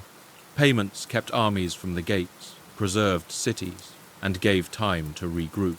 Was tribute therefore a rational strategy, or did it only invite worse demands? Supporters of tribute claimed survival justified the cost. Sending gold north delayed war. Every year without battle meant lives saved. Farmers tilled fields another season. Merchants traded another year. Tribute acted like a pressure valve releasing immediate danger. For emperors juggling threats on many fronts, it seemed the lesser evil. But history shows the price of delay. Attila treated tribute as encouragement, not settlement. Each new payment raised his appetite. Gold fueled his armies and strengthened his confederation. Far from preventing war, tribute funded larger campaigns. The very payments meant to protect Rome helped prepare its next invader. This cycle mirrors modern extortion. When ransomware hackers demand money, some organizations pay quickly. Systems unlock operations, resume, and crisis ends for now. But attackers remember. Payment signals willingness. Soon new attacks arrive. Rome's tribute was no different. It invited repetition. Critics inside Rome saw this clearly. They argued tribute dishonored the empire, drained its treasury, and emboldened enemies. Generals begged for investment in soldiers instead of gold. They warned that paying barbarians today meant fighting them tomorrow. History proved them right. Yet the debate is complex. Sometimes tribute did provide breathing room. The Eastern Empire, richer and more stable, survived Attila, partly because it could afford to pay while rebuilding defenses. The West, poorer and divided, collapsed because tribute consumed resources without meaningful recovery. Payment alone could not save a system already broken. The deeper issue was use of time. Tribute could buy delay, but Rome squandered it. Ministers quarreled, emperors hesitated, and reforms stalled. The gold bought peace, but leaders wasted the chance. Attila prepared, Rome argued. That imbalance doomed them. Americans can relate when cities face crime waves. Some neighborhoods hire private security hoping to deter attacks. It works briefly, but if city leaders fail to fix deeper issues, jobs, schools, trust violence returns. Paying for temporary safety without systemic change solves nothing. So was tribute wise. Only if used to recover, reform, and strengthen. For Rome, it became habit instead of strategy. Attila turned it into weapon-proof of submission and endless income stream. What looked like peace was actually surrender in slow motion. Next, we confront another counter-argument, that Attila was unstoppable, and that no amount of money, soldiers, or planning could have resisted him. Another common argument says Attila was unstoppable. His cavalry seemed to appear anywhere, overwhelm defenses, and vanish before Rome reacted. Chroniclers wrote as if fate itself marched with him. But was he truly invincible? Or did limits always exist beneath the legend? The myth of invincibility grew because of speed. Hun horsemen could cover enormous distances quickly, forcing Rome into constant reaction. Armies built on heavy infantry struggled to match. To observers, this looked supernatural. In truth, it was logistics and mobility. The Huns exploited open grasslands, rivers, and surprise. They were effective, not immortal. Attila also benefited from timing. He struck when Rome was divided, distracted, and weakened by internal strife. A stronger, united empire could have resisted more effectively. The Western Empire of Caesar's day would not have feared him. He thrived because conditions favored him, not because he defied reality. At the Catalaunian plains in Gaul, his aura cracked. Coalition forces of Romans and Visigoths halted his advance. Though not destroyed, his retreat showed vulnerability. If Attila were truly unstoppable, no battle should have slowed him. Even he faced limits of supply, terrain, and resistance. Disease and famine also proved harsh opponents. In Italy, hunger and plague devastated his troops. Horses weakened, warriors sickened, momentum faltered. Nature imposed boundaries sharper than Roman spears. Invincibility crumbled before scarcity. Americans can see parallels in fuel shortages during disasters. Trucks sit idle when fuel runs out, no matter how skilled drivers are. Mobility collapses without resources. Attila's cavalry, dependent on pasture and water, faced the same reality. The idea of invincibility also ignored his political vulnerabilities. His empire was a fragile coalition. Loyalty depended on gold fear and constant success. A major defeat could have shattered it. After his death, we saw how quickly it disintegrated. Invincible rulers do not leave legacies that vanish overnight. So why did Romans insist on calling him unstoppable? Fear magnified his reputation. Propaganda amplified his power. For a humiliated empire, it was easier to say no one could resist than to admit weakness. Myth replaced analysis. The truth is clear. Attila was formidable, but not unbreakable. His victories came from timing resources and Rome's failings. His setbacks prove he was bound by the same laws of war as any commander. Next, we tackle another counter-argument, that our sources themselves distort the truth, and that Attila's image may be more Roman fiction than Hun reality. If Attila's legend feels larger than life, part of the reason is our sources. Almost everything we know comes from Roman or Byzantine writers.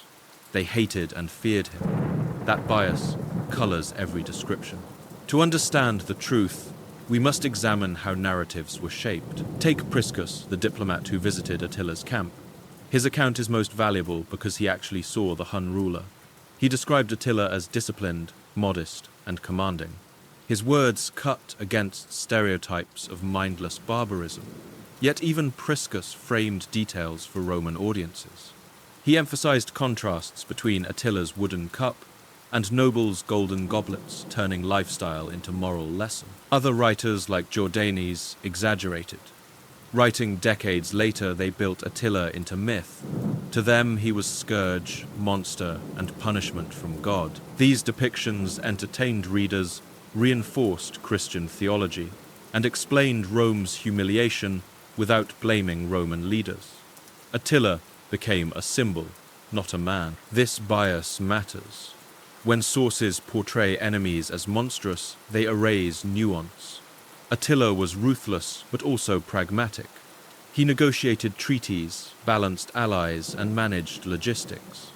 These details survive only in scattered notes.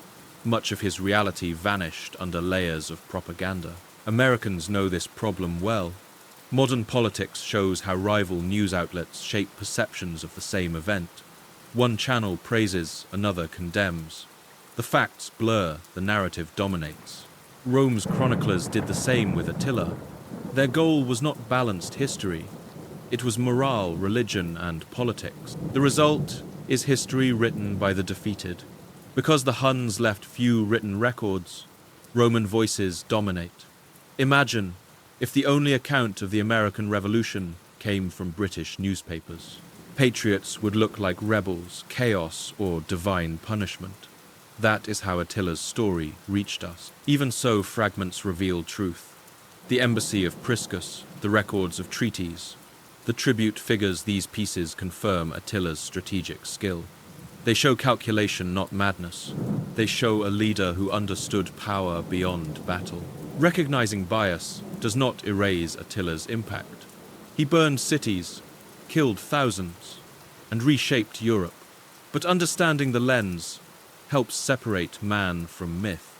His image as scourge of God tells us more about Rome's psychology than about Hun intention. For Americans studying leadership, this matters. Narratives shape decisions. If leaders believe myths rather than realities, policy falters. Rome wasted time fearing a demon instead of preparing for a strategist. That mistake proved costly. Next, we turn back to Rome's own courts, where intrigue and corruption proved as dangerous as Hun arrows undermining every attempt at coherent strategy.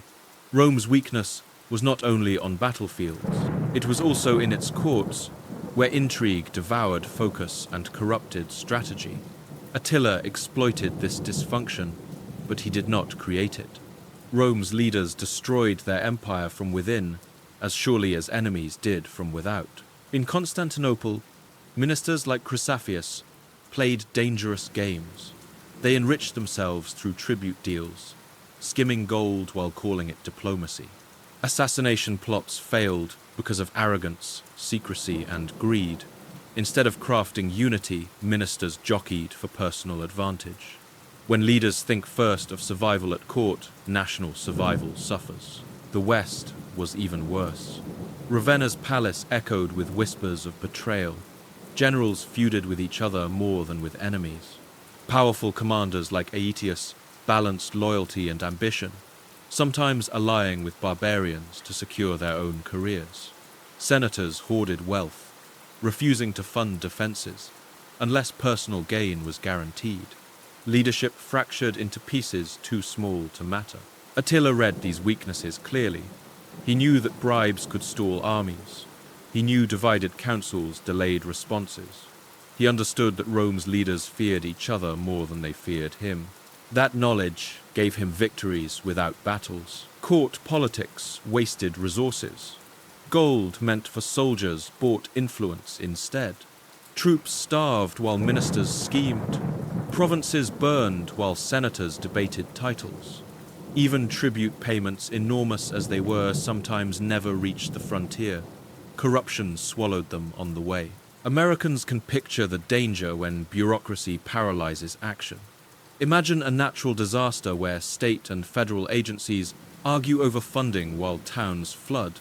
Relief trucks sit idle because paperwork is incomplete. Victims suffer while leaders blame each other. Rome's courts did this daily, only with empires at stake. The assassination plot showed the ultimate failure. Instead of planning, bold defense ministers gambled on betrayal. They handed Attila propaganda to use against them. Rome's leaders convinced themselves of brilliance while handing enemies the upper hand. This culture of intrigue drained morale. Soldiers and citizens alike lost faith. Why die for leaders who enriched themselves while towns burned? Loyalty eroded from bottom to top. An empire that once inspired pride now provoked bitterness. Attila did not need to conquer Rome in full. He simply let corruption rot it. Every tribute wagon confirmed submission. Every failed plot exposed weakness. Every court quarrel gave him time to prepare. Rome's enemies thrived because Rome betrayed itself. The lesson is clear. External threats often succeed because internal failures open the door. Rome's courts tore down what centuries of conquest had built.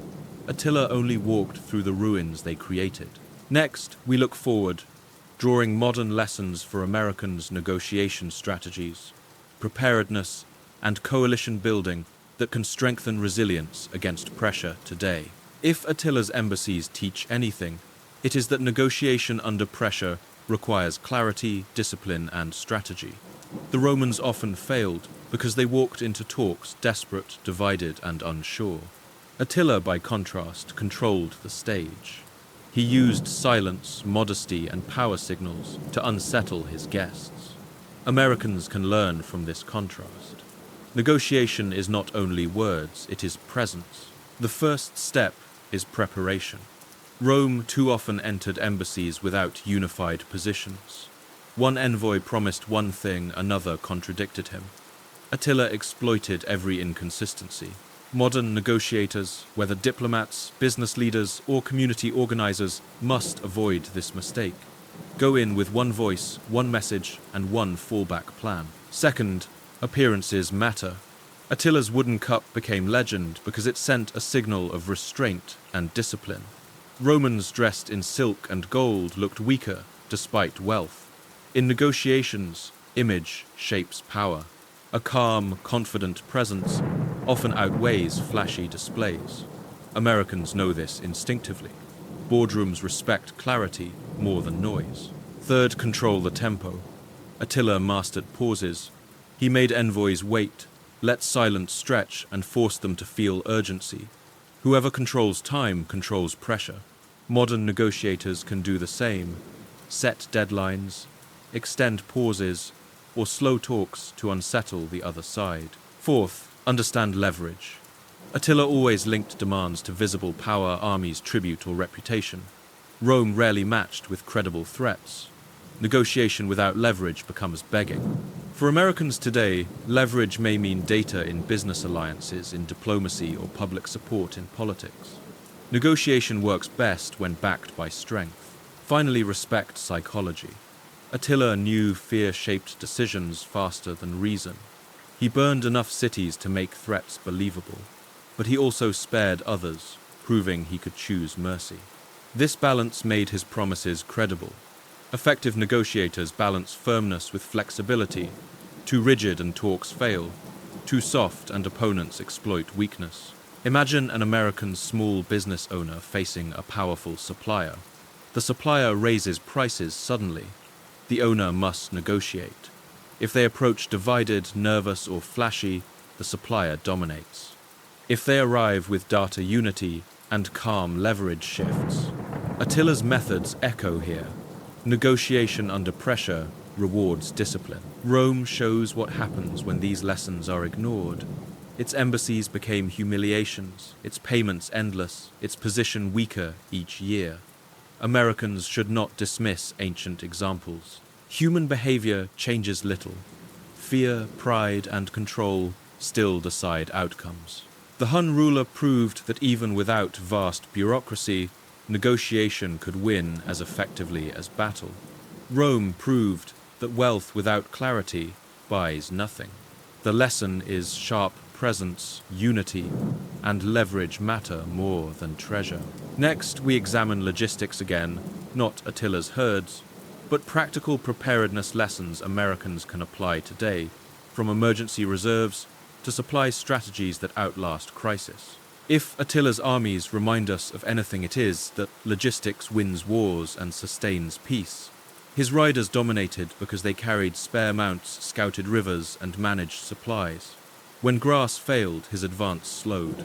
When hunger struck, his campaigns collapsed. Rome rarely understood this reality until too late. Americans today can draw direct lessons from this truth. Preparedness starts with reserves. The Huns never relied on a single horse. Each warrior rotated animals, keeping stamina high. For modern Americans, reserves mean more than cavalry. It means food, water, fuel, and backup systems. Without reserves, a crisis becomes catastrophe. Next is mobility. Attila chose routes with water and pasture. He avoided barren ground. In modern terms, this is like managing trucking routes or supply chains. A family without flexible options is like an army stuck on one path. Roads close stores, empty fuel runs out. Options matter. Third, redundancy. Hun riders carried spare bows and weapons. If one failed, another was ready. Americans today can learn the same. Backup generators, extra medicine, and communication alternatives prevent small failures from becoming disasters. Redundancy is not luxury, it is insurance. Fourth, adaptability. Attila shifted tactics when food grew scarce. He retreated from Italy when famine and plague crippled his forces. Flexibility saved his army. In everyday life, adaptability might mean switching to new suppliers, changing work routines, or adjusting budgets during crises. Those who adapt survive longer. Finally, community preparedness. Huns moved as families, herds, and warriors together. Their mobility was collective, not individual. In America, resilience is also community-based. Neighborhood networks, volunteer fire brigades, and mutual aid groups multiply strength. Lone households suffer. Connected ones endure. Consider an American example. A hurricane strikes the Gulf Coast. Families with 3 days of food and water fare better. Those with backup generators avoid dark nights. Communities with coordinated evacuation routes save more lives. Attila's riders would have understood this instinctively. Rome, burdened by bureaucracy, did not. Preparedness is not paranoia. It is realism. Attila thrived because he respected logistical truth.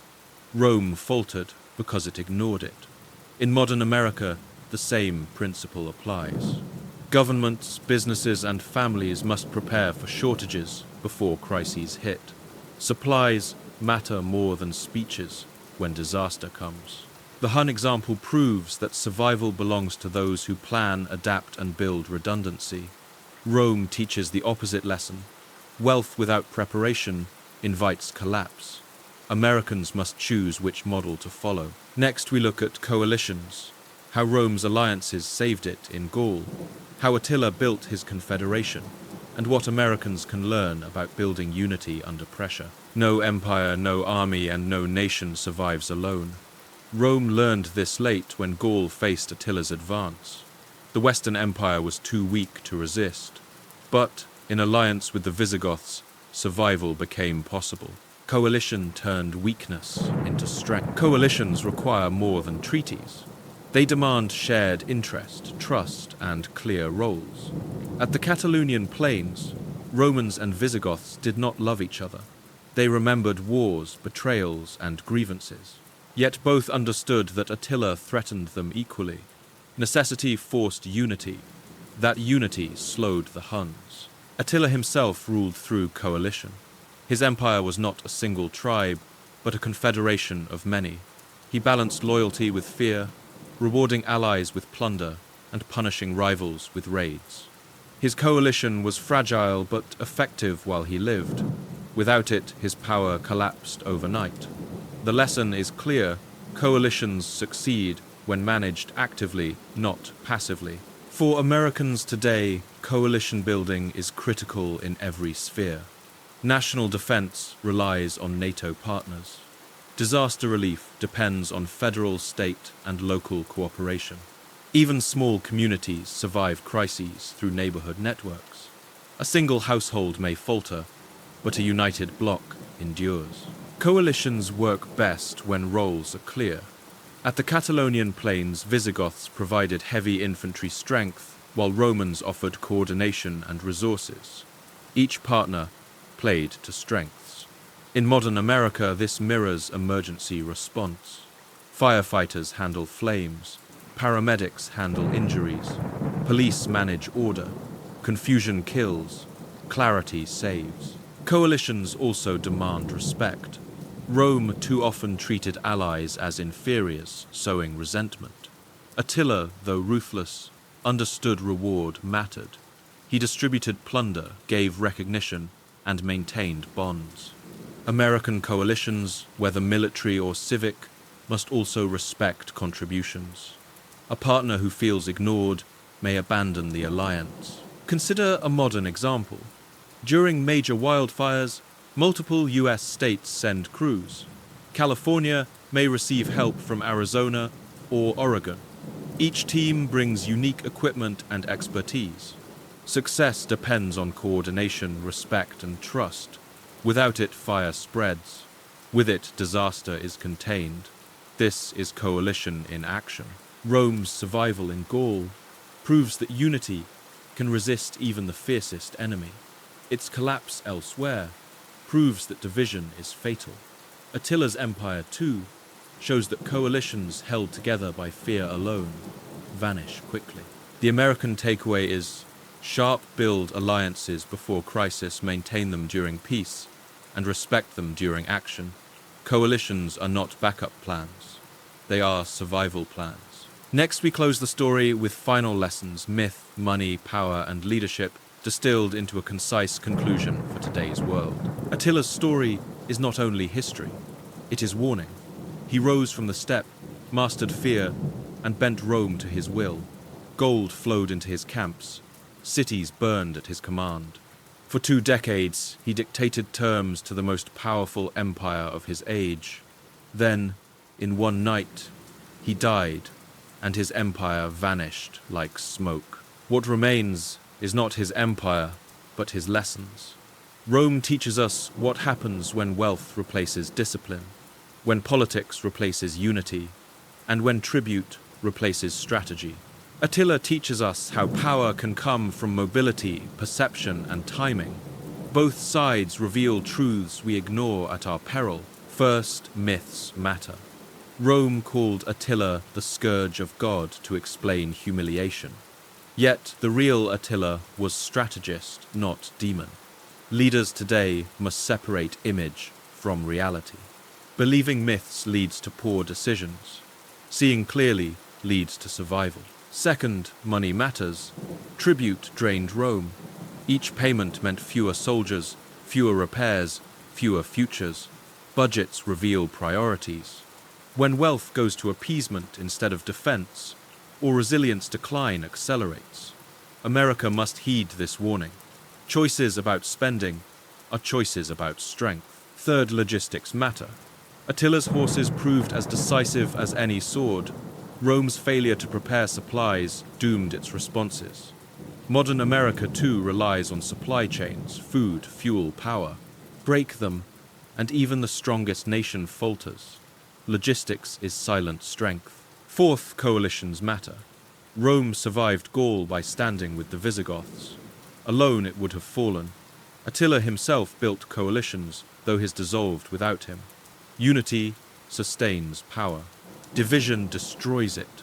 In America, whether through NATO abroad or communities at home, coalitions remain lifelines. Finally, leadership matters. Attila ruled with discipline, presence, and control. Rome fell with emperors who hesitated, ministers who schemed, and generals who quarreled. Leadership decides destiny. When leaders face crises with clarity and courage, nations endure. When they waver, collapse follows. For Americans listening now, the lessons are personal as much as political. In disaster, do you have reserves? In negotiation, do you project strength or desperation? In community, do you build alliances before trouble comes? These choices decide outcomes. History shows us the stakes. Attila is gone, but his shadow remains. Rome is gone, but its lessons echo. We stand centuries later, facing different enemies but the same truths. Power fades when wasted. Survival belongs to those who prepare. So tonight, as the story ends, remember this: legends may exaggerate, but the lessons are real.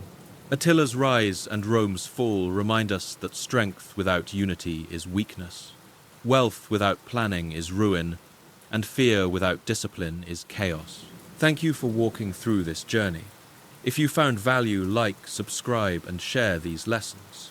History warns. We must listen.